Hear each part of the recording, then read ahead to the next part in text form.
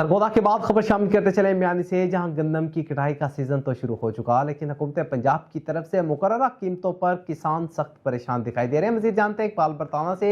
जी इकबाल, आगाह कीजिएगा, क्या तफसीलात हैं आपके पास? जी, जिस तरह के पूरे पंजाब भर में गंदम की कटाई का सीजन शुरू हो चुका है, म्यानी में भी गंदम की कटाई का सीजन अरूज पर है। और यहाँ पर जहाँ पर मैं खड़ा हूँ, ये टिब्बा साहब है। यहाँ पर पंजाब गवर्नमेंट की तरफ से गुज़िश्ता कई बरस से गंदम खरीदारी सेंटर कायम किया जाता है, और जो कि अब इस वक्त म्यानी के किसानों से गंदम खरीदने के लिए पंजाब गवर्नमेंट की तरफ से ये सेंटर बिल्कुल गैर फाल है।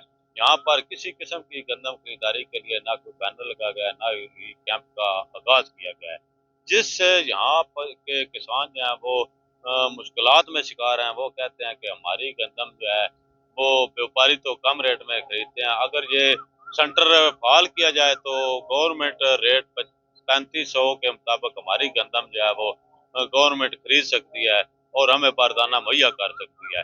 लिहाजा उनका ये आला हुकाम वज़ीर आला पंजाब मरियम नवाज शरीफ साहब से मुतालबा है कि म्यानी में भी पिछले सालों की तरह इस साल भी गंदम खरीदारी सेंटर को फाल किया जाए, ताकि जिससे अहले इलाका के किसान मुस्तफीद हो सके।